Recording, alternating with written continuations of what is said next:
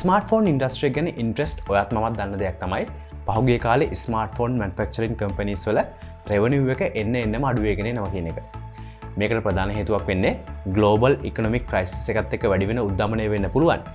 හැබැයි සාපේක්ෂව ගත්තම පේන දෙයක් තමයි Android manufacturing companies වලට වඩා Apple මේ ඩික්ලයින් එක ගොඩක් හොඳට මැනේජ් කරන් ඉන්නවා කියන එක. අපි හැමෝම දන්නවා iPhone එකක් කියන්නේ ගොඩක් ගණන් වැඩි ස්මාර්ට්ෆෝන් එකක් කියලා.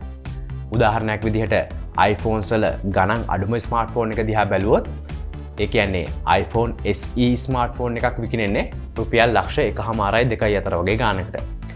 එතකොට එයාලගේ ගණන් වැඩි ස්මාර්ට්ෆෝන් එකක් ගත්තම ඒවා රුපියල් ලක්ෂ 4-6 අතර ගානේ වේරි වෙනවා. Android ස්මාර්ට්ෆෝන්ස් වලත් ෆ්ලැග්ෂිප්ස් ඒ ගානටම සෙල් වුණත් සාමාන්‍යයෙන් හොඳ ක්වොලිටි අපේ වැඩ ටික කරගන්න පුළුවන් ඩිවයිස් එකක් රුපියල් ලක්ෂයකට ආසන්නව ගන්න පුළුවන්. ඉතින් මෙහෙම තියෙද්දිත් Apple කොහොමද මේ විදිහට රෙවෙනියු එක මැනේජ් කරගෙන තියෙන්නේ? මේ ගැන රිසර්ච් එකක් කරපු ඇමරිකාවේ ෆයිනෑන්ෂියල් ටයිම්ස් කියන විදිහට මේකට එක ප්‍රධාන හේතුවක් වෙන්නේ Gen Z නැත්තම් Zoomers විදිහට අඳුන්වන 1996න් පස්සේ ඉපදුන සෙට් එක. ඉතින් මේ ජෙනරේෂන් එක iPhones වලට මෙච්චර කැමති වෙන්න හේතුව මොකක්ද? මේ ෆයිනෑන්ෂියල් ටයිම්ස් ලගේ රිසර්ච් එක දිහාවට හැරුණම අපිට පේන්න එයාලා හයිලයිටඩ් කරන දෙයක් තමයි 2019 දී USA වල 35% වුණ iPhone මාකට් ෂෙයා එක 2022 වෙද්දී 50%කට වඩා වැඩි වෙලා තියෙනවා කියන එක. ඒ වගේම මේ 50% ගානක users ලගෙන් 34%ක්ම අයිති වෙන්නේ මේ Gen Z එකට. ඒ වගේම iLanka එක හැමදාම ඉන්න කෙනෙක් නම් මතක ඇති මම iPhones ගැන කරන හැම වීඩියෝ එකකදී වගේම Apple ලගේ loyal fan base එක highlighted කරනවා කියලා. ඉතින් මේ වගේ වීඩියෝස් බලන්න කැමති නම් අපිව subscribe කරලා තියාගන්නත් අමතක කරන්න එපා. ඉතින් මේ loyalty එක ගැන බලන්න අපි Europe smartphone market එක පැත්තට ගියොත් මේ අවුරුදු 25ට අඩු Gen Z එකේ ඉන්න iPhone users ලා 83%ක්ම කියන්නේ එයාලට iPhone එක අතහැරලා Android පැත්තට එන්න කිසිම ඌමනාවක් නැහැ කියලා. ඒ වගේම ඒ age group එකේ ඉන්න Android users ලා භාගයක් විතරක් ඒ OS එකේම ඉන්න අදහස් කරගෙන ඉන්නවා.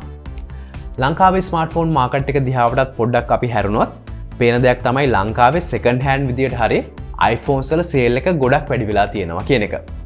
ඒ වගේම අපේ අල්ලපු රට ඒ කියන්නේ ඉන්දියාව දිහාවටත් හැරුණොත් පේන දෙයක් තමයි මේ iPhones වල sale එක එහෙත් ගොඩක් වැඩි වෙලා තියෙනවා කියන එක.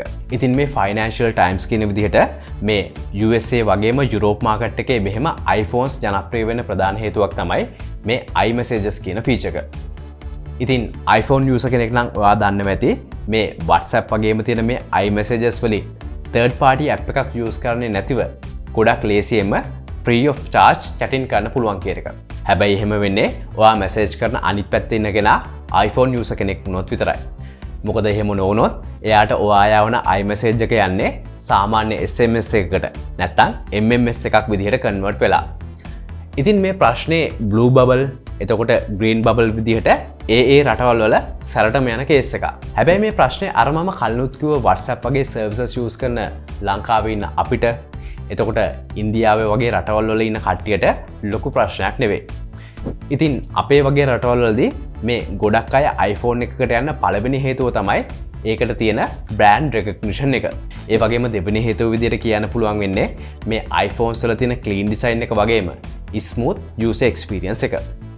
මොකද iPhones වලටම ආවේනික වුණ superior user experience එකක් දෙනවා කියන reputation එක Apple ලා ගොඩක් කල් ඉඳන් තියාගෙන ඉන්න දෙයක් නිසා.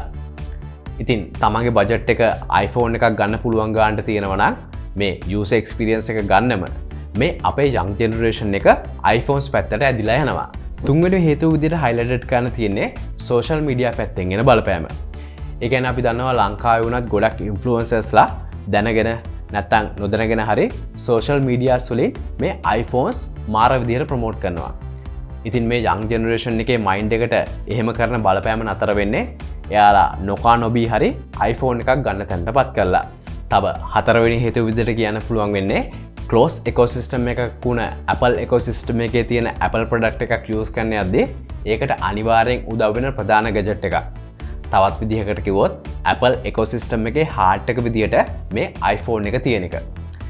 ඒ වගේම පස්වෙනි හේතුව විදිහට highlighted කරන්න පුළුවන් වෙන්නේ තමන්ගේ privacy එක ගැන ගොඩක් worry වෙන කෙනෙක් Apple ලගේ මේ privacy related features හින්දාම Apple device එකක් ගන්න එක. මේ වීඩියෝ එකේදී මම මූලිකවම කතා කරේ Appleගේ revenue එක stable තියාගන්න වගේම grow වෙන්න මේ genset එකේ බලපෑම ගැන කතා කරන්න. ඉතින් ඒ හේතු නිසා වගේම තව මම මෙතන කතා නොකරපු ගොඩක් හේතු නිසා Android පහු කරගෙන Appleලා ලොකු ගමනක් යන්න පටන් අරගෙන. ඒත් මෙහෙමයි. තාමත් තමන්ගේ බජට් එකට හරියන විදිහට තෝරගන්න ඕන තරම් options තියෙන නිසා එතකොට Android devices වල තියෙන customization options වගේම features නිසා Android වලට ආදරය කරන Android පැත්තේ ඉන්න අය මේ genset එක පැත්තෙනුත් ඕන තරම් හොයාගන්න පුළුවන්. ඉතින් මේ දෙපැත්තෙන් ඔයා ඉන්නේ මොන පැත්තේද? ඒක මේ වීඩියෝ එක බලනම තීරණය කරන්න.